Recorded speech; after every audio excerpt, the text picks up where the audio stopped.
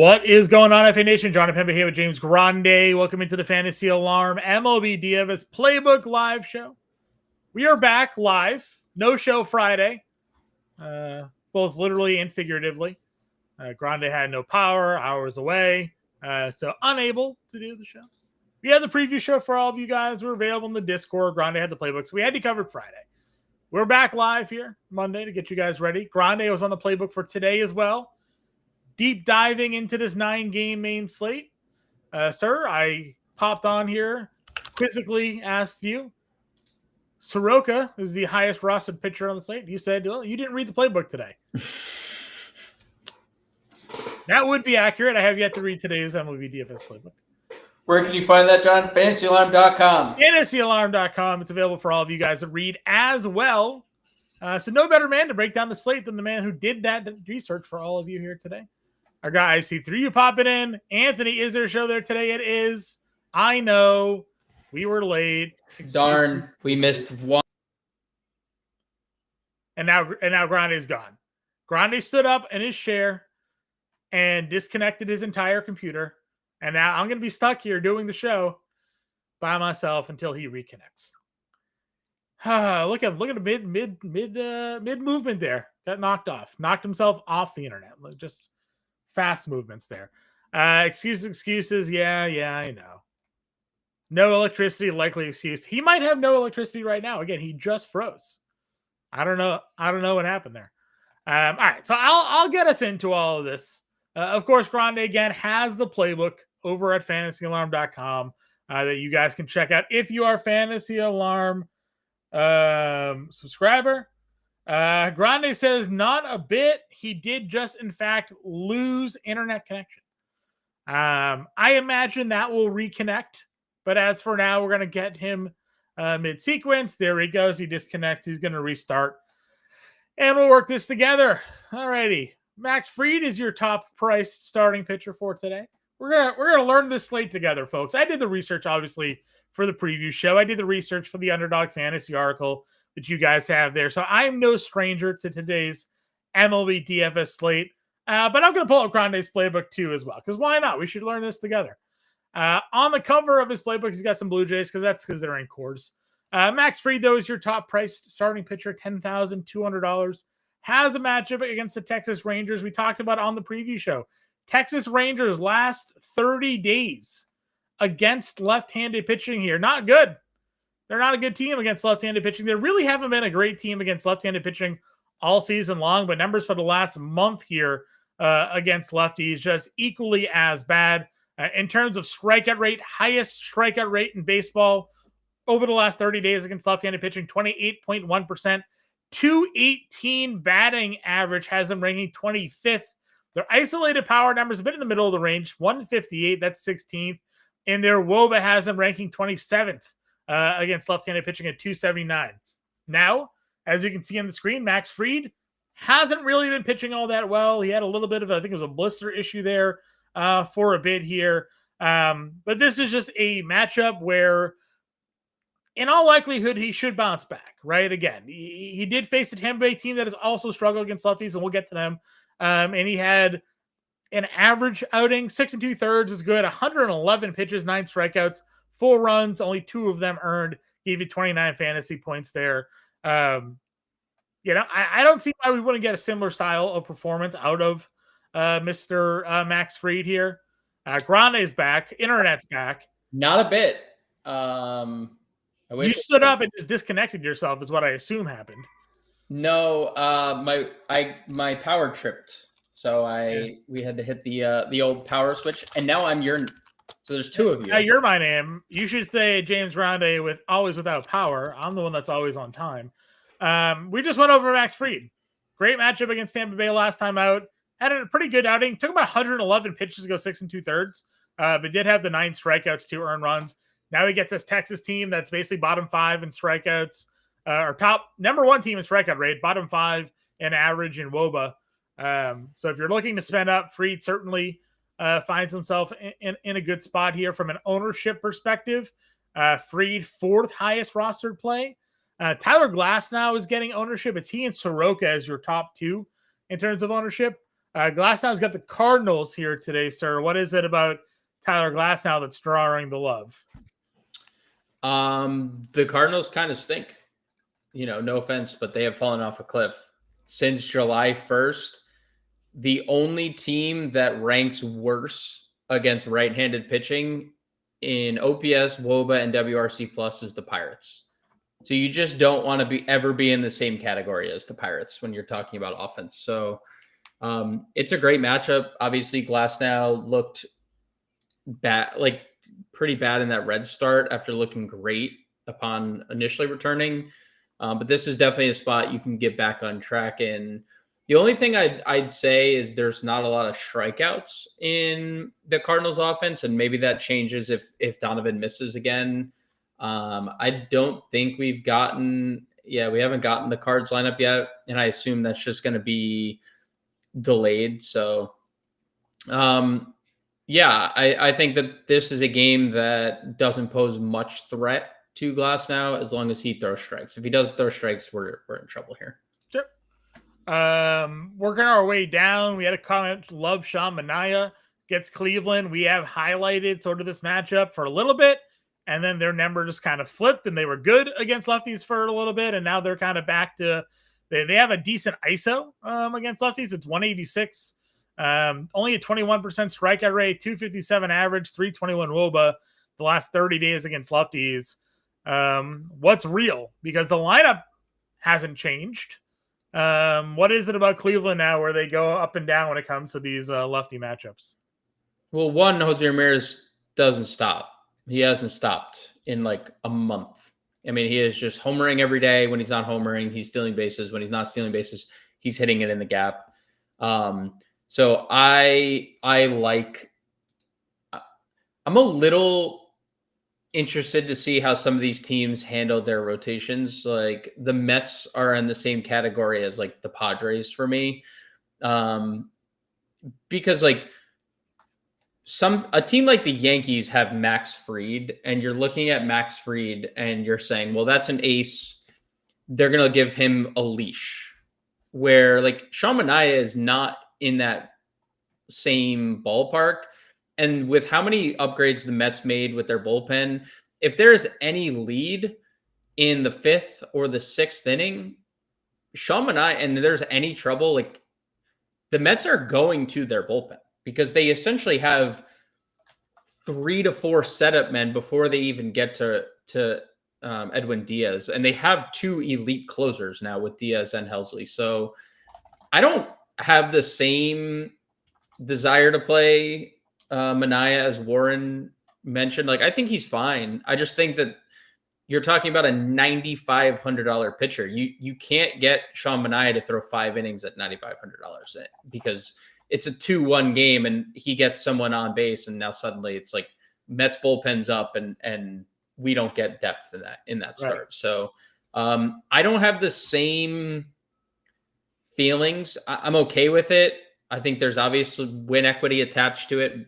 In the same vein that bullpen can just simply shut games down and get Manaea a win. Yeah. If he leaves with, in the lead. But like, if you were to ask me who I would rather play in like the next, including Manaea after Fried and Glasnow, who I think are obviously 2 guys you can spend up on, like who's the next name I'd get to? I would actually say Quinn Priester before I'd say Sean Manaea. I think Quinn Priester has looked quite good. You go since June 1st, kind of when Priester's season just changed. Since June 1st, he has a 2.54 ERA. He has a 24.8% strikeout rate, which is kind of crazy. Quinn Priester striking out 25% of batters. He has a 58% ground ball rate, 236 batting average against, and a 292 xFIP. I mean, he has looked amazing. Now you're factoring in the Braves offense that already was without Ronald Acuna. Austin Riley hit the IL today. Yep. They're lower than league average in OPS, NWRC plus, and WOBA against right-handed pitching since July 1st. And over that span, it's a 24% strikeout rate, which isn't, none of that's going to improve without Riley and Acuna in their lineup. So with how good Milwaukee's offense has been, I mean, 5 of their last 6 games, they've scored 8 or more runs. There's obvious win equity attached to Quinn Priester's name, plus the fact that he has just simply been a dog. I would just rather save money on Priester than kind of going up to Manaea. I know the Dodgers have been bad, but Sonny Gray has also been extremely inconsistent. So it's like kind of a no thanks for me. So I think like of this next tier after Fried and Glasnow, it's for me Priester than basically everybody else. Yep. I mentioned coming on the show that Soroka is your highest rostered pitcher for today at $7,000. You also have Yusei Kikuchi in your playbook today. This is someone that you and I were high on during the preview show. I have Kikuchi in the underdog pick'em article today, going over the 5.5 strikeouts for him in this matchup, and that's all based on the fact that Tampa Bay against lefties, they're pretty bad as well. Last 30 days from a strikeout rate perspective, third highest, 27.6. Just a 187 average, a 120 ISO, and a 230 WOBA against left-handed pitching. You have Kikuchi back at home here, which again, a little bit of a bigger ballpark. It's not like pitching in Tampa Bay. I understand some of his recent performances have been kind of less than ideal, but it's not a pitch count problem, right? So if he just faces a team that struggles, maybe he gets it done. And there's just a big ceiling. Like you're talking about people under 8K, you want ceilings. Like you want someone that can miss bats. Kikuchi can do that. You want somebody who can pitch deep into games if their control is fine. He can do that when his control is on point. And Tampa Bay is obviously reeling. They've traded a bunch of people. Like they have a weirdly constructed roster. Since July 1st, for context, WRC plus 100 is league average. They have a 54 WRC plus against left-handed pitching. 54. I mean, it's the second worst in the game. Like they have a high strikeout rate, over 26%. So yeah, I think that Kikuchi looks pretty good. I saw a comment from Richard, always being very matter of fact in the chat about JP Sears versus Michael Soroka. Those would also be probably the two guys I'd go to, but I'm not as matter of fact. I think Soroka is a better play. I get that there's an ownership discount going to Sears. And I do understand that Arizona has also been worse against lefties of late, but the Reds have also been very bad against righties. Since July 1st, they're 23rd or worse in OPS, WOBA, ISO, and WRC plus. And there's a lot of good, and I wrote this in the waiver wire article like a month ago when talking about Soroka. Some really bad luck stuff on the Soroka ledger. Guy with a 25% striker rate. That's nothing that JP Sears can touch. JP Sears is not even close to a 25% striker rate. Well over a strikeout per 9 innings, almost at a 10K per 9. 4.87 ERA with a 3.3 expected ERA. I mean, we're talking about a guy with an expected ERA of 1.5 runs lower than what his actual ERA is. So I like Soroka quite a bit at 7K. There's wind blowing in at Wrigley. We always talk about how weather is, impactful in certain places more than others. This is one of those places. Like when there is wind, and it's not like this significant number, but if there are 10-mile-an-hour winds blowing in at Wrigley Field, that is a difference that matters, and especially for offensive, or especially for pitchers. So yeah, I like Soroka. I think Sears is fine, but again, have the strikeouts been better? Yes. Has he been better? Yes, I do. And then we can go to Justin's comment about let's forget the Rockies are bad. Justin, I could not disagree with you more with the current form of the Rockies, because you are correct in a specific context. The specific context of the Rockies being bad is that their team record has been terrible. And their team, outside of a few guys, do not hit right-handed pitching well. That is not the case when you're looking at numbers against lefties. If you're looking at the numbers for the Rockies against lefties. They are top 5 since July 1st. So a month of data. ISO. Is that a good number? ISO, WOBA. Yeah. ISO, WOBA, WRC plus. Got 1,100 OPS at home versus lefties. Yeah. I mean, and then you factor in, you are absolutely correct. Eric Lauer has been good against left-handed pitching this year. Or has been good. Just not against left-handed. Has been good. There's wind blowing out of double-digit mile-per-hour gusts. There is 90-degree weather at first pitch, and he's a 50% plus fly ball pitcher to both splits. Whether or not he's been good, you can't overlook that the Rockies have also been good against left-handed pitching. Specifically, they have 5 guys in their lineup tonight with a 180 ISO or better against left-handed pitching. And the 2 that don't have 200 plus expected ISOs in Tovar, who is a 288 expected ISO, and Brent Doyle, who's at 202 expected. Like I give you, Eric Lauer has been great. I think Eric Lauer has been a revelation for Toronto and why they didn't do anything but Shane Bieber in the rotation at the deadline, right? Like, go and take a shot on Shane Bieber, but there's no guarantee what Shane Bieber is going to be. And Lauer's plays multi lineups too. So I mean, like throwing a dart at Eric Lauer at $6,300, you certainly can do if you're making a couple of lineups tonight, because you want to also get Coors exposure, and a $6,300 starting pitcher helps you a little bit fit in some of them. But it's such a tough sell with how good the recent performance of the Rockies against left-handed pitching has been. We joke about warming Burnable, but the man has done nothing but smash, since getting in their lineup, but it's also hot, and it's also wind blowing out in Coors Field. Like, this isn't like the Polo Grounds, where it's like, oh, like we're talking about the ballpark that we have viewed every year doing this show, or every year anyone's ever played DFS, as the creme de la creme, right?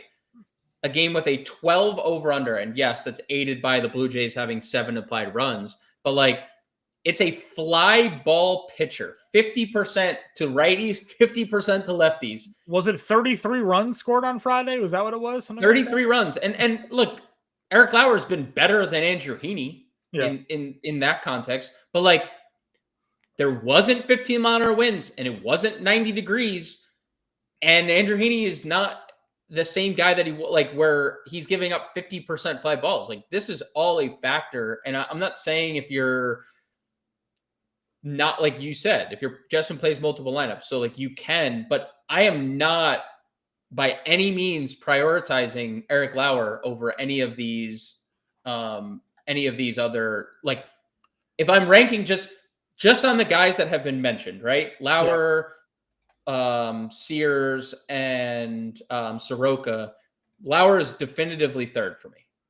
With a bullet, he's third. Now, he's the lowest owned, but he's with a bullet third, because I like the Rockies, and I have a lot of Rockies exposure myself. So, I'm going to be up in flames if they don't come through, but they've been incredible, and season long, they have really good numbers against lefties, and we'll go through that as we get through the bats. But there's a lot of good stuff in the Rockies lineup to like tonight. So I just can't see myself getting to Lauer. And again, like, if you get there, you get there, and that's fine. But that it's not for me tonight.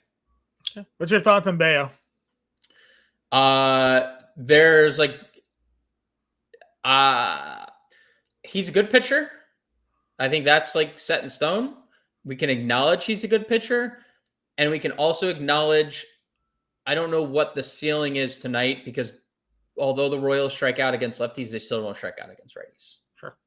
And although Bayo has had like slightly better strikeout stuff, there are spots that you can like be like, yes, I get it, right? Like the Rockies game, they don't hit righties. They haven't hit righties. That's been their thing, right? Like they hit lefties, they don't hit righties. They strike out a lot. He had 10 strikeouts against them, but it hasn't ever like clicked against, like, his thing is like pitching deep into games, and even then, like the fantasy production can kind of be anything more than an earned run is a little wishy-washy. So I don't have a ton of interest. I'd just rather spend for Kikuchi or go down to Soroka. Okay. Catcher. Hunter Goodman is obviously up there. We just kind of went on a long rant about the Rockies here. Ownership, no Satraki though, is on Alejandro Kirk because our jaws kind of dropped and we're like, what? $3,500? Guy's gonna hit like in the middle of their lineup. So him and William Contreras are actually getting ownership. Again, Milwaukee there. Eric Fetty is one of our favorite punching bags tonight as well. 100% humidity in Atlanta tonight. Yeah. Roth thinks the rain is going to stay away too, which is a positive development there. It's just going to be hot and humid in Atlanta, so ball should fly. But is there a reason not to play Kirk today? I mean, just the price is perfect for him here. Yeah. Don't need to overthink it too much. If you're playing Rockies, like obviously Hunter Goodman's been elite, and he's been elite against lefties. You can play Will Smith against righties. Sonny Gray specifically struggles against righties, so if you want to play Will Smith, you can. I do like the Brewers quite a bit. I think I have them listed third as my favorite stack of the day. So if you want to play William Contreras, he's obviously shown signs of life, but all of that is secondary. I mean, all of it is secondary. There's no reason Alejandro Kirk is 3,500. I assume the pricing was just released when he was still like listed as like he got to play a game. So he wasn't even like on the IL when they were able to do the pricing. So I don't necessarily understand it. I would venture to say he's mid-fours tomorrow would be my guess. So take advantage of the pricing now. You can play David Fry at 2,800. There's not a lot else to even or needs to be talked about. You have a 300 hitter in the middle of the team that ranks number 1 against right-handed pitching since July 1st. And has an implied run total of over 7. 7. I mean, it's just like kind of a like play. We'll just do that to make a point. He's going to be in our lineup today. Yeah. All right, you're moving on over to first base. Obviously, it's a larger slate, so there's plenty of top options here. Vladdy is the cover on your playbook today. $6,500 for him. He is your top rostered play as well at $6,500. It's rare to have Ohtani on a slate and not have him sort of lead the ownership at this position, but it is not. It is Vlad Guerrero here today. Yeah, I think there's going to be an interesting thing that happens today because I have tried to build, with one of the top 2 pitchers and Barger Vladdy, and I think it's hard to do. So I think you're going to see one or the other. And right now the field is going to Barger because he's multi-position eligible. And that's just, they're the 2 Blue Jays spend ups that I picked because like no one's playing Bichette really. And the outfield, like no one else is really that expensive. So I think it'll be interesting to see where Vladdy's ownership actually checks in at 65 because the lefties have been a little better against Gordon. But yeah, Vladdy looks great. Get a low owned Ohtani. I mean, another spot where you and I have talked about this before when it was Aaron Judge. You're like, you're going to get like an under 10% Aaron Judge. There's a chance he goes in double dongs and like wins your tournament today. You have Ohtani sitting here at like 6%. I mean, I know it's, I guess I don't know. He's back home. So Shohei Ohtani, he stole 2 bags the other day. How often do we get a low owned Shohei Ohtani to play? No, you don't. And that's just what happens on course. If there's cores, you will get other players that are typically higher owned, lower owned, right? Especially when it's the offense that's in cores that is in cores. Guy hasn't stolen a base in like literally forever. Stole 2. He did this in the second half of last year. Remember, he stole like 30 bags in the second half. All right, so we go down there. Romy with the dual positional eligibility is your second in terms of ownership. Where are you looking to go once we get kind of past this group here? Yeah, I'd play Romy at second. I think second is a wasteland, so I'd prefer him there.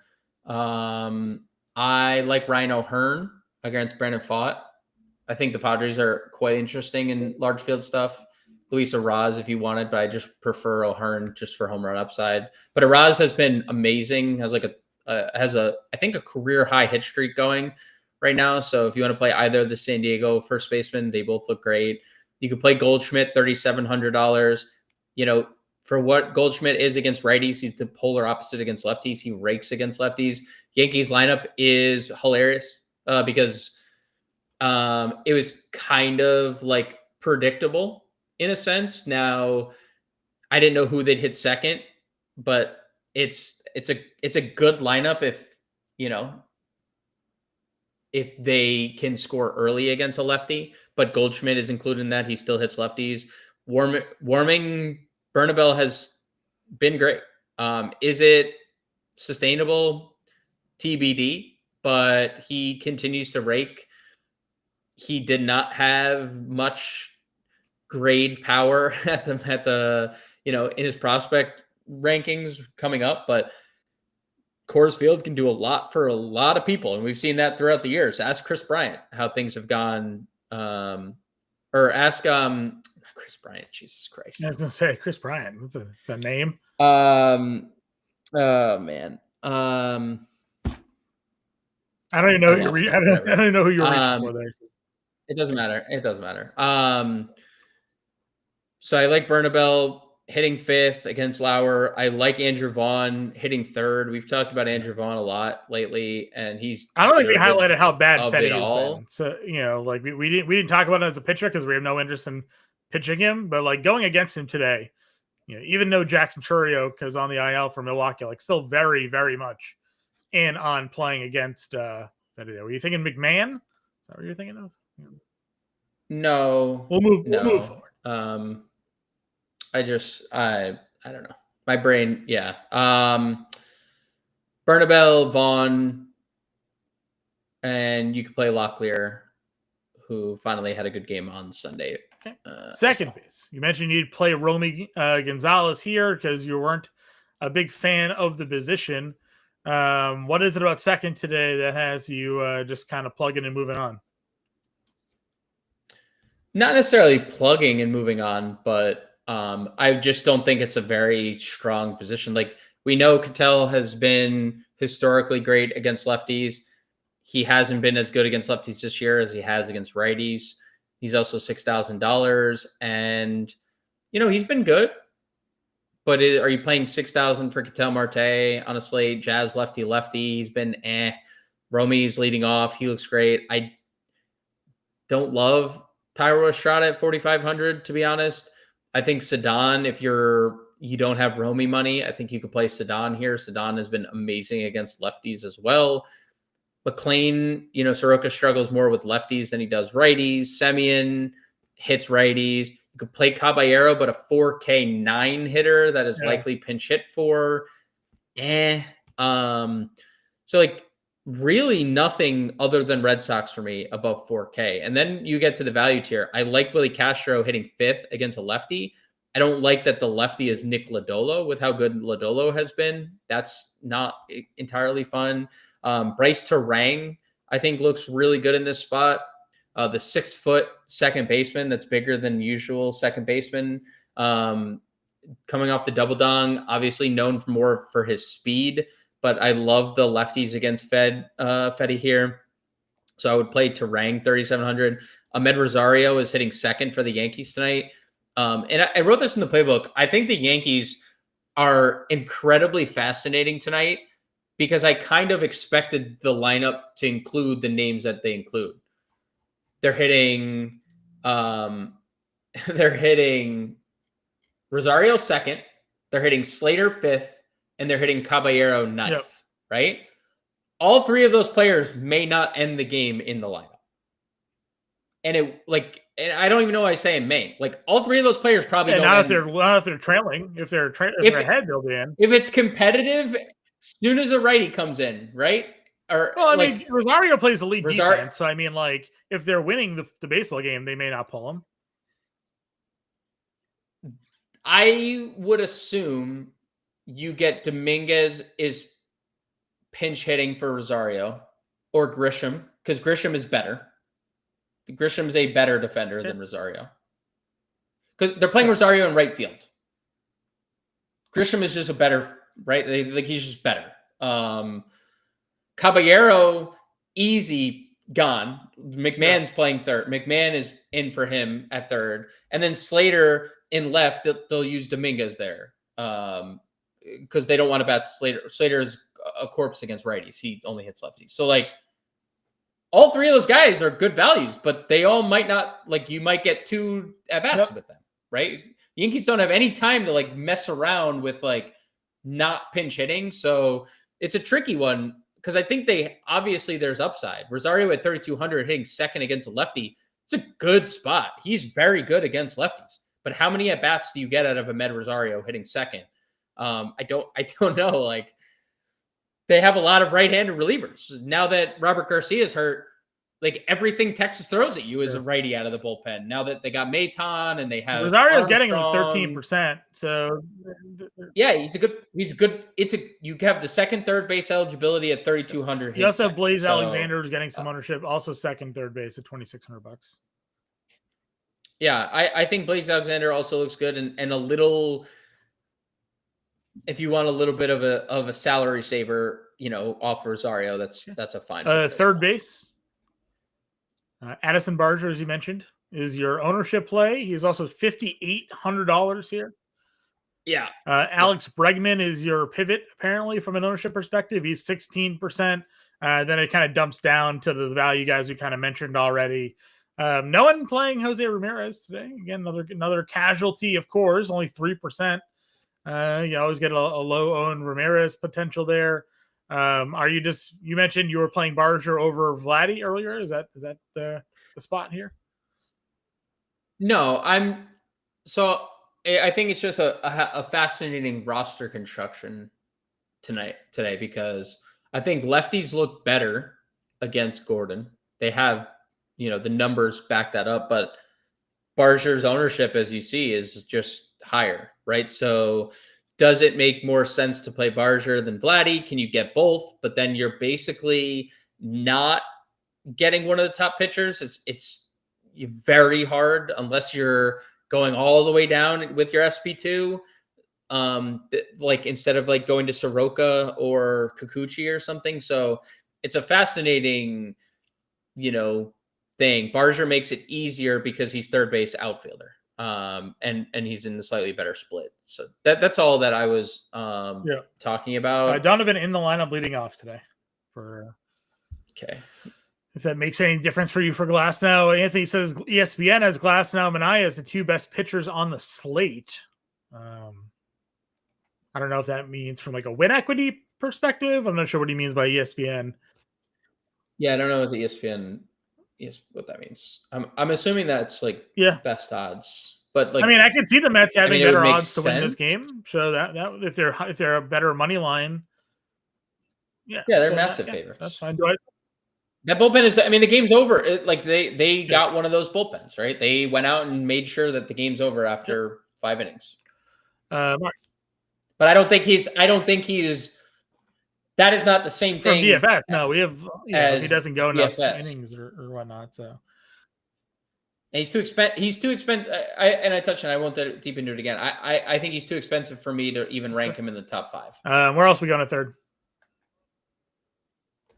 Another position I don't love. I do love the Padres. They have been really good lately. So any Padres stack would start with Machado, Tatis. Machado's been really, really, really good of late. Power, RBIs, runs scored, stole a couple bases again after getting off that crazy hot stolen base start and then not stealing for 2 straight months. So I like, after Ramirez and Barger, I like Machado. Bregman's definitely fine. You could play anything Boston. I don't love the earn dog ownership, but I get it because it's Coors. So you could basically we get a plug and lefty play reliever anybody at some you point. want. It could be a bingo spot for him. Yeah. It's definitely fine. I feel the same way about Shaw.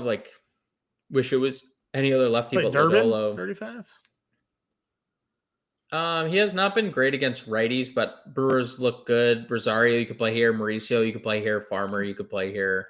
I think all 3 of those guys look good. You could play Blaze Alexander. At shortstop, Bichette, your ownership play up to 17% now. Trevor Story's 15. Tovar is 12. When we did the preview show, again, Tovar at 4K just didn't really make much sense to us. Yeah, Tovar this year against lefties, 182 ISO, 288 expected ISO, so 100 points higher than his actual ISO. 343 WOBA, 460 expected WOBA against lefties. Last time we saw him against the lefty, Friday night, I recall 4 doubles for Ezequiel Tovar.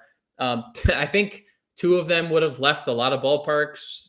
2 of them, he had 4 doubles. Like, it is what it is. He has elite numbers against left-handed pitching this year.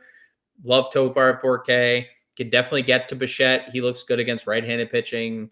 Trevor Story has been, awesome again, like in one of those little pockets of domination that he goes through. Like, he's gone through basically all year where he looks great at the plate, then he doesn't, then he looks great, then he doesn't. And right now he's in one of them. So, Boston's going to get a lot of ownership. They're appropriately priced, like probably underpriced, to be honest. Probably most of them with a lefty on the mound. So 4,100 for Story looks good. And yeah, obviously, you can always pivot to Ellie. Soroka has struggled against lefties. You can always play Lindor, especially when he's hitting well. He has been slowly heating up. So I think there's a lot of answers 4K and up. And then even like when you dip below 4K, I like Anthony Volpe, 3,900.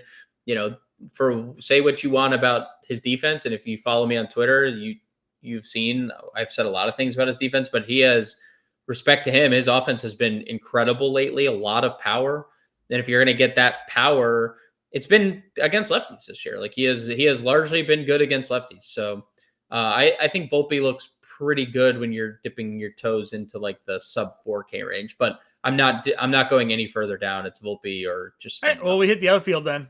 Again, obviously, with the Coors Field game in play, your top 4 outfielders, ownership-wise, all Toronto.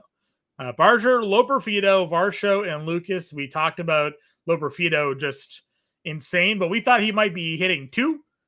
He's hitting 8.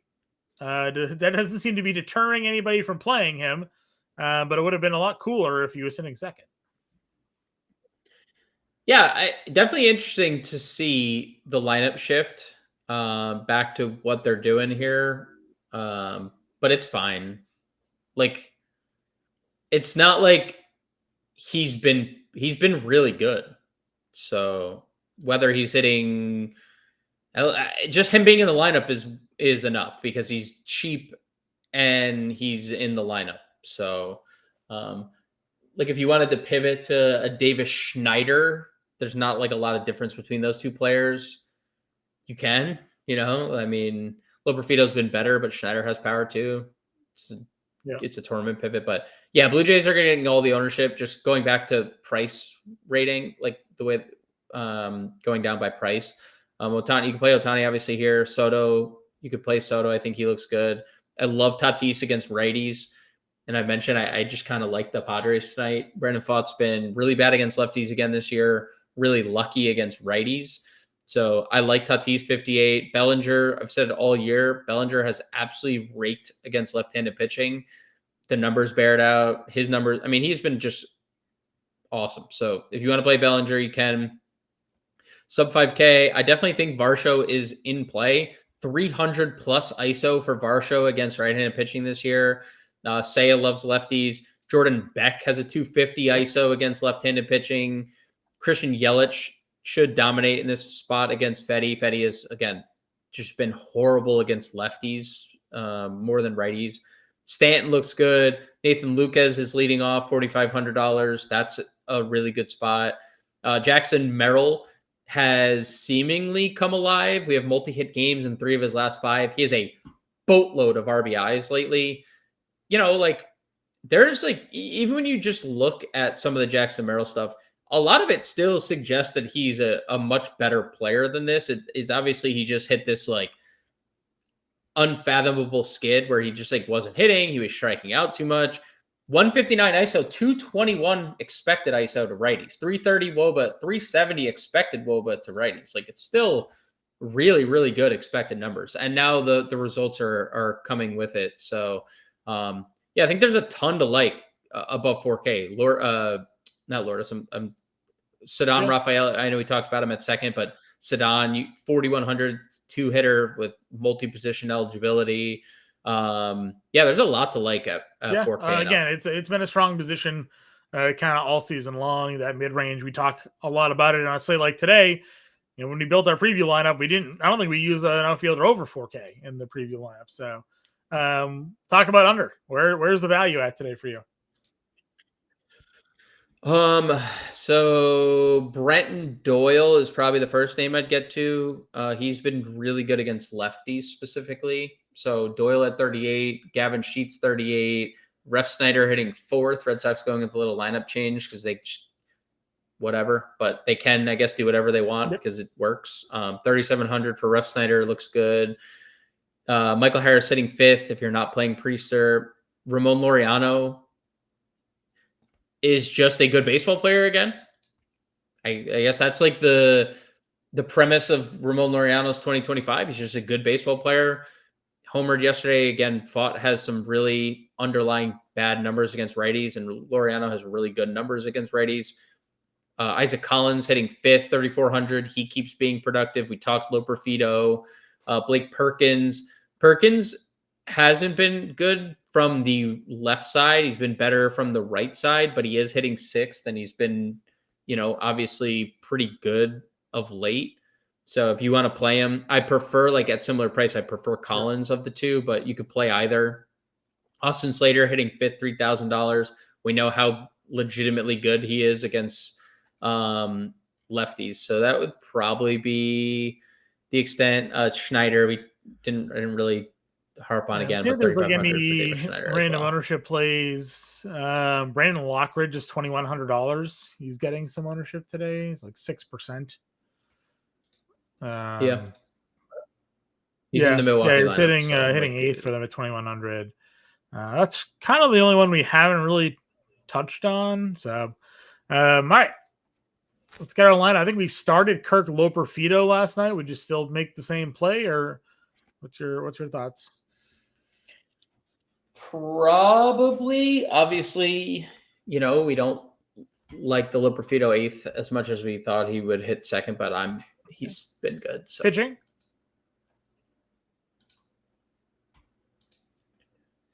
Go.